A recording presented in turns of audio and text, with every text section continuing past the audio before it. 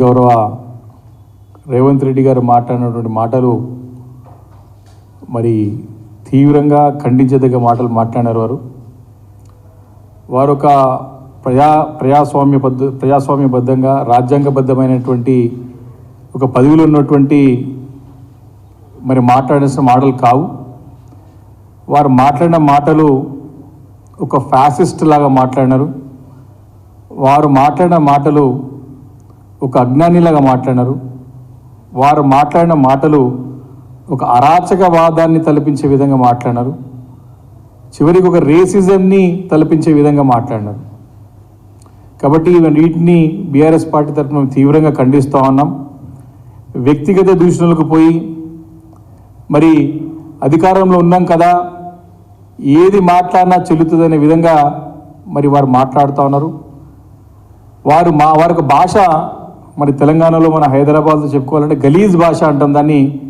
మరి ఎంత హీనంగా మరి ఘోరంగా ఆ ఒక ముఖ్యమంత్రి పదవికి మరి అంటే దానికి ఒక కలంకరం తెచ్చే విధంగా మరి మాట్లాడుతున్నారు వారు. మరి ఇది మంచి సాంప్రదాయం కాదు. తెలంగాణ రాష్ట్రం అంటేనే, తెలంగాణ సమాజం అంటేనే సాంప్రదాయానికి నిలయంగా ఉన్నటువంటి సమాజం తెలంగాణ సమాజం. మరి ఇలాంటి సాంప్రదాయబద్ధం ఉన్నటువంటి సమాజాన్ని మరి కలుషితం చేసే విధంగా మరి ముఖ్యమంత్రి రేవంత్ రెడ్డి గారి మాటలు నేను చెప్పి నేను సందర్భంగా మనవి చేస్తూ ఉన్నాను. దీన్ని తీవ్రంగా ఖండిస్తూ ఉన్నాం. వారు రాజ్యాంగబద్ధమైన పదవిలో ఉండి ఒక వ్యక్తుల గురించి, వారి ఎత్తు గురించి, వారి అందం గురించి, వారి ఆహార్యం గురించి మరి మాట్లాడుతూ రాజ్యాంగ విరుద్ధమైనటువంటి సంకేతాలు ప్రజలకు పంపిస్తున్న సంగతి నేను ఈ సందర్భంగా మనవి చేస్తూ ఉన్నాను.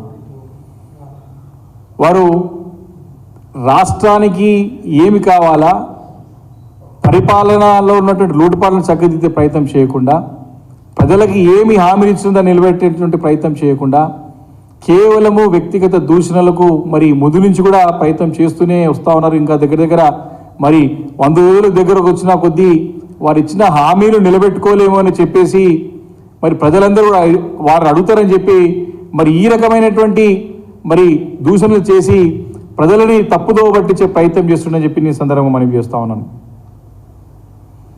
వారు మేము గేట్లు తెరిస్తే బీఆర్ఎస్ పార్టీ ఎమ్మెల్యేలందరూ కూడా వచ్చేస్తారని చెప్పేసి మాట్లాడుతూ ఉన్నారు. మేము చాలా తీవ్రంగా ఖండిస్తూ ఉన్నాం. మరి ఎమ్మెల్యేలందరూ కూడా, మా పార్టీ ఎమ్మెల్యేలందరూ కూడా అవమానపరిచే విధంగా మాట్లాడినందుకు వారు తక్షణం దీనిపైన వివరణ ఇచ్చి క్షమాపణ చెప్పాలని చెప్పేసి రేవంత్ రెడ్డి గారిని డిమాండ్ చేస్తూ ఉన్నా. వారు ఎందుకో అభద్రతా భావంతో ఉన్నారు. మొదటి నుంచి కూడా అభద్రతా భావంతో ఉన్నాడు. ప్రభుత్వం ఉంటుందో పోతుందో, నా పదవి ఉంటుందో పోతుందో అని వారే ఊహించుకుంటున్నారు. వారి పార్టీ ఎమ్మెల్యేలపైన నమ్మకం లేదు. వారి చుట్టుపక్కల ఉన్నటువంటి మంత్రులతోని వారికి హాని ఉందని తెలిసి మరి ఈ రకంగా వాడిని చక్కదిద్దుకోకుండా మా పార్టీ పైన పడి, మా పార్టీ నేతల పైన పడి, మా ఎమ్మెల్యేల పైన పడి ఏడుస్తూ ఉన్న సంగతి మంచి విషయంగా చెప్పి మనవి చేస్తా ఉన్నాను. మరి వారు దేశ ప్రధాని అంటే బడేబాయ్ అని చెప్తా ఉన్నాడు. మరి దేశ ప్రధాని బడేబాయ్ గురించి చెప్పిన గతంలో మరి అన్ని రాష్ట్రాల పెట్టుబడులు దాక్కపోవడమా, రాష్ట్రాల ప్రభుత్వాలు కూల్చడమా అని చెప్పి వారే చెప్పారు.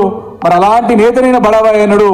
మరి ఆ పార్టీ నాయకులే అంటా ఉన్నారు కదా, ప్రభుత్వం ఎప్పుడు ఉంటుందో ప్రభుత్వం తెలియదు, కాంగ్రెస్ పార్టీ నుండే ఏక్నాథ్ షిండేలు పుట్టుకొస్తారని చెప్పేసి బాఢంగా బీజేపీ పార్టీ నాయకులు మాట్లాడుతూ ఉన్నారు.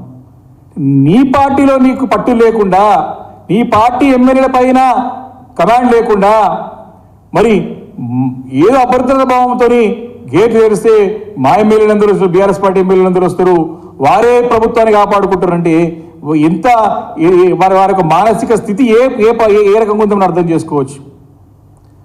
వారు ఒకటే అడుగుతా ఉన్నాం, మీరు ప్రజాస్వామ్యబద్ధంగా ప్రతి ఒక్కరు కూడా మీ పాత్ర పోషించాలని చెప్పినప్పుడు తప్పకుండా బీఆర్ఎస్ పార్టీ నిర్మాణాత్మక పాత్ర పోషిస్తుంది, ప్రభుత్వం నడిపేయడంలో మీకు సహకరిస్తామని చెప్పినప్పుడు కూడా వినకుండా గత 10 సంవత్సరాల నుంచి చేసే పనులన్నింటిలో దుమ్మెత్తిపోసే విధంగా మరి తెలంగాణ నిలబెట్టే ప్రయత్నం 10 సంవత్సరాలు చేస్తే వారు కూలుస్తూ ఉన్నారు. మా కష్టాన్నంతా కూడా నీరు గార్చే విధంగా మరి ప్రయత్నం చేస్తూ ఉన్నారు. గతం చేసిన పనులన్నింటి కూడా మరి ఏదో రకంగా దానిలో తప్పులు వెతికి ఫెయిల్ అయిన చెప్పే ప్రయత్నంలో భాగంగా ప్రజలకి నష్టం చేస్తున్న సంగతి ఈ సందర్భం గుర్తు చేస్తూ ఉన్నాను. కాబట్టి దీన్ని తీవ్రంగా మేము ఖండిస్తూ ఉన్నాం. మీ పార్టీ పైన మీ ఎమ్మెల్యేల పైన పట్టు లేదు కాబట్టే ప్రభుత్వం ఎప్పుడు పోతుందో అనే భయాందోళనలతోని మరి మానసిక క్షోభకి మీరు గురవుతూ మరి ఇతర పార్టీ మా పార్టీ నేతల పైన మా పార్టీ నాయకుల పైన ఇలాంటి దుర్భాష మాట్లాడడం మంచి పద్ధతి కాదు, మానుకోవాలని చెప్పేసి కూడా ఈ సందర్భంగా నేను ముఖ్యమంత్రి గారికి హెచ్చరిస్తా ఉన్నాను.